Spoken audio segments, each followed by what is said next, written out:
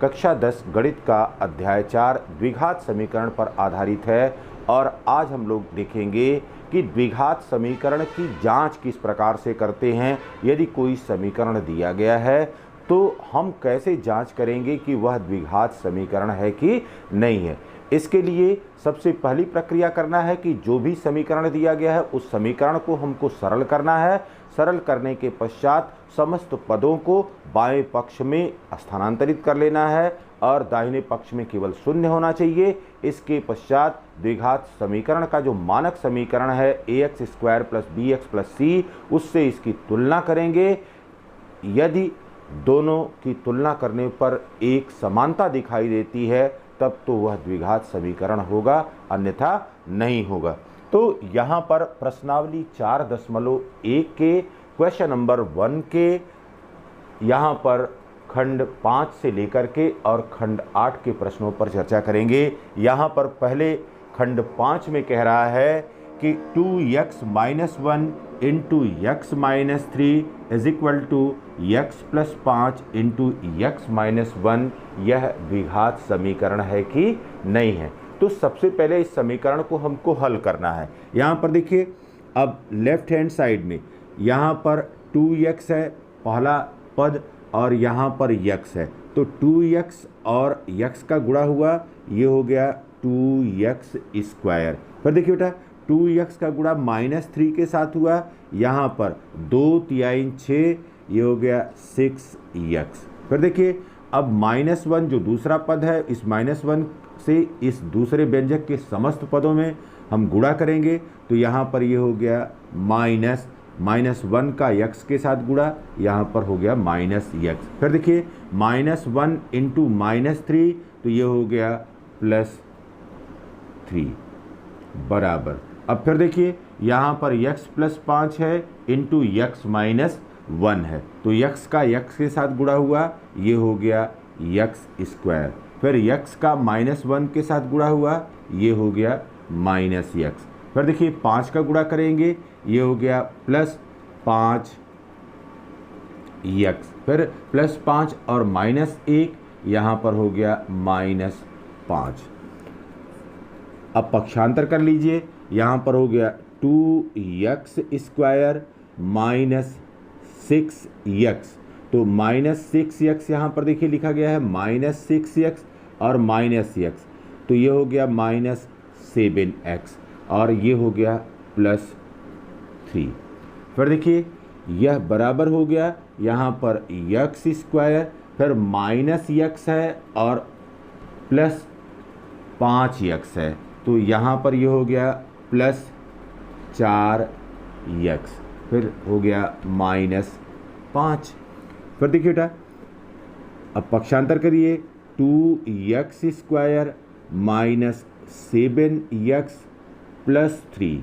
अब इधर वाला पद बाएं साइड में आया, -x स्क्वायर माइनस 4x और +5, यह बराबर हो गया 0। फिर देखिए, अब यहाँ पर 2x स्क्वायर है माइनस x स्क्वायर, तो यहाँ पर क्या बच गया, x स्क्वायर हो गया। फिर देखिए, -7x है और -4x है, तो ये हो गया -11x। फिर देखिए, यहाँ पर +3 है और यहाँ पर +5 है, ये मिलकर के हो गया +8 इज इक्वल टू 0। अब देखिए, मानक समीकरण क्या है। मानक समीकरण हमारे पास है द्विघात समीकरण का, यह है ax square plus bx plus c is equal to 0। तो यह समीकरण द्विघात समीकरण है, द्विघात समीकरण है, क्योंकि यह ax square plus bx plus c प्रकार का यहाँ पर समीकरण है।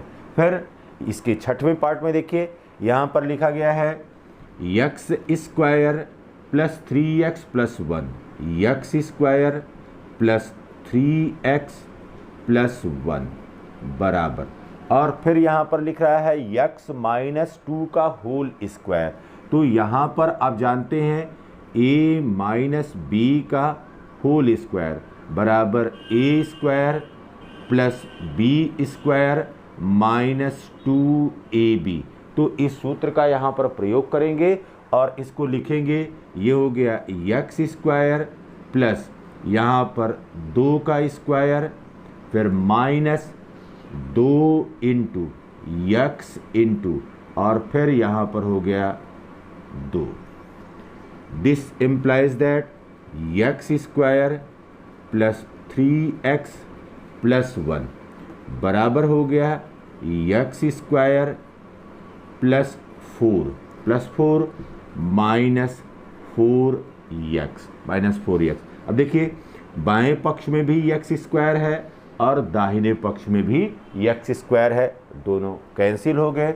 यहाँ पर अब बच गया केवल हमारे पास 3x प्लस 1 बराबर 4 माइनस 4x। पक्षांतर कर दीजिए, ये हो गया 3x प्लस 1 बरा यहाँ पर अब minus 4 plus 4x is equal to 0। अब देखिए यहाँ पर 3x है, यहाँ पर 4x है, मिल करके यह हो गया 7x के बराबर। फिर देखिए यहाँ पर प्लस 1 है और माइनस 4 है, यहाँ पर आ गया माइनस 3 इज इक्वल टू 0। यह ax square plus bx plus c is equal to 0 प्रकार का नहीं है इसलिए कि इसमें एक्स स्क्वायर का पद नहीं है, एक्स स्क्वायर का पद नहीं है। इसका मतलब हुआ कि यह दिया गया समीकरण यह द्विघात समीकरण नहीं है। तो दिया गया समीकरण द्विघात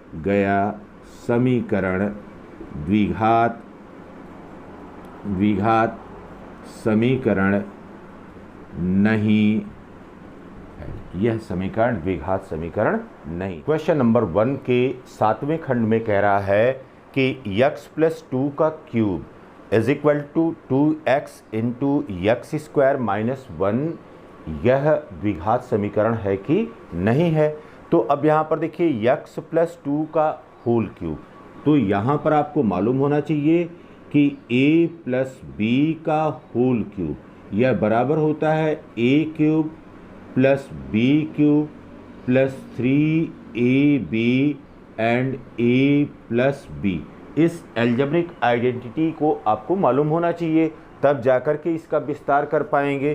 तो यहाँ पर this implies that x plus 2 का होल क्यूब, तो ये हो गया x क्यूब प्लस 2 का क्यूब प्लस फिर 3 इंटू एक्स इंटू फिर 2 फिर ब्रैकेट में हो गया x प्लस 2, यह बराबर हो गया। अब यहाँ पर देखिए लेफ्ट हैंड साइड में 2x का गुणा यहाँ पर एक्स स्क्वायर के साथ, तो ये हो गया 2x क्यूब फिर माइनस यहाँ पर देखिए 2x का गुणा माइनस 1 के साथ, तो यहाँ पर माइनस आ गया और ये हो गया माइनस 2x। अब देखिए बेटा यहाँ पर ये हो गया x क्यूब प्लस और 2 का क्यूब करेंगे 8 आ गया। फिर देखिए 3 दूना 6x और x प्लस 2 यह बराबर हो गया यहाँ पर 2x क्यूब माइनस 2x। फिर देखिए x क्यूब प्लस 8 प्लस अब 6x का गुणा इसके समस्त पदों में, तो ये हो गया 6x स्क्वायर फिर प्लस 6 दूना 12x बराबर हो गया 2x क्यूब माइनस 2x के। अब पक्षांतर कर दीजिए, x cube plus 8 plus 6x square plus 12x अब माइनस 2x क्यूब और ये प्लस हो गया, ये हो गया 2x इज इक्वल टू 0। तो राइट हैंड साइड में 0 हो गया। अब देखिए यहाँ पर x क्यूब है, यहाँ पर -2x³ है, तो ये हो गया -x क्यूब। फिर देखिए x² का पद देखिए, यहाँ पर 6x², का और कोई पद नहीं है, तो ये हो गया +6x²। ठीक, अब देखिए बेटा यहाँ पर 12x है और यहाँ पर 2x है, दोनों प्लस में है, तो ये हो गया 14x। अब देखिए कौन सा पद बचा हुआ है, यहाँ पर हो गया +8 = 0। अब ये देखिए यह त्रिघातीय बहुपद है, तो यहाँ पर ये हो गया त्रिघातीय बहुपद। जब यह त्रिघातीय बहुपद हो गया, दिस इम्प्लाइज दैट यह द्विघात समीकरण नहीं है। क्यों? क्योंकि x का जो टर्म है वो यहाँ पर क्या है, अधिकतम घात यहाँ पर 3 है, और हमारे लिए जब द्विघात समीकरण की जांच करते हैं तो x की अधिकतम घात 2 होनी चाहिए। फिर देखिए यहाँ पर क्वेश्चन नंबर 1 का जो 8वां खंड है, उस 8वें खंड में क्या कह रहा है, कह रहा है कि x³ -4x² -x +1 = x -2 का होल क्यूब। तो अब यहाँ पर a - b का होल क्यूब, यह बराबर होता है a³ - b³ -3ab and a - b। तो इस सर्व समीकरण का ज्ञान आपको होगा, तब जो है राइट हैंड साइड में आप विस्तार कर पाएंगे। तो ये हो गया x³ -4x² -x +1, यह बराबर हो गया। अब देखिए ये हो गया x³, फिर -2 का क्यूब, फिर -2 इंटू -3 इंटू फिर a = x इंटू और b = 2, और फिर हो गया x -2 के a - b। This implies that, अब यहाँ पर देखिए x³ -4x² -x +1, यह बराबर हो गया किसके, x³। अब फिर यहाँ पर देखिए ये हो गया -8, 2 का क्यूब -8, अब ये हो गया -3 दूना 6x, फिर हो गया x -2। फिर देखिए बेटा अब x³ का पद इधर है, ये कैंसिल हो गया, यहाँ पर बचा -4x² -x +1 = अब यहाँ पर क्या बचा -8, फिर माइनस, देखिए -6x का x के साथ गुणा, तो ये हो गया -6x² और माइनस यहाँ पर हो गया प्लस, और 6 दूना 12x। ठीक, पक्षांतर कर दीजिए, -4x² -x +1, फिर यहाँ पर आया तो +8 +6x² -12x = 0। अब सबसे बड़ा जो यहाँ पर घात है वो x² है, यहाँ पर -4x² है, यहाँ पर +6x² है, तो ये हो गया 2x²। फिर देखिए अब x के पद को देखिए, यहाँ पर -x है और यहाँ पर -12x है, तो ये हो गया -13x।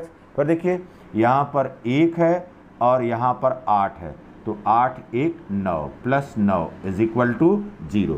तो अब यहाँ पर जो समीकरण मिल रहा है वह ax² + bx + c = 0 प्रकार का है।